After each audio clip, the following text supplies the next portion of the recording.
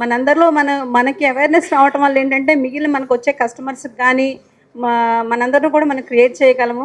నేను Leelavathi, Krishna district central cooperative bank మేనేజర్గా చేస్తున్నాను, కంచెంచర్ల బ్రాంచ్. యాక్చువల్లీ మా బ్యాంక్లోనే జరిగిన ఒక చిన్న ఇన్సిడెంట్ నేను మీతో షేర్ చేసుకోవాలని ఇక్కడికి వచ్చాను. మాది రీజనల్ ఆఫీస్ విజయవాడలో ఉంది.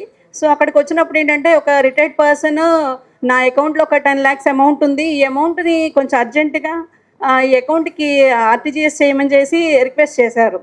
సో అక్కడ ఉన్నటువంటి మన కౌంటర్ స్టాఫ్ ఏంటంటే, మీరు ఎప్పుడు చాలా లీజర్గా వస్తారు కదండి, అసలు ఏంటి ఇంత కంగారు పడుతున్నారు అని చెప్పేసి వాళ్ళని ఒక 5 minutes అసలు ఎందుకు ఈ అమౌంట్, మీరు ఎందుకు ఇట్లాగా ఇంత ఇంత కంగారుగా ఉన్నారు అని ఒక 5 minutes క్వశ్చన్స్ అడుగుతూ ఉన్నారు. సో ఆయనకి చాలా వరకు కోపం వచ్చేసింది.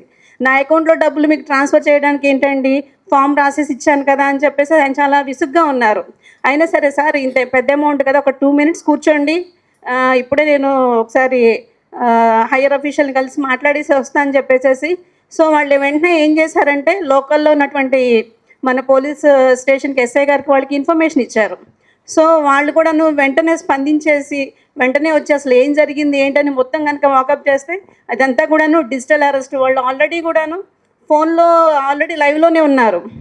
మనం ఏం చేస్తున్నాము, బ్యాంక్ వాళ్ళు ఏం చేస్తున్నారు, ఎట్లా రెస్పాండ్ అవుతున్నారని లైవ్లో వాళ్ళు చూస్తూ ఉన్నారు. సో అయినప్పటికీ కూడాను మా బ్యాంక్ మేనేజర్ మాత్రం ఆ డిజిటల్ అరెస్ట్ కాకుండా ఆ కస్టమర్ని మాత్రం సేవ్ చేశారు. Thank you.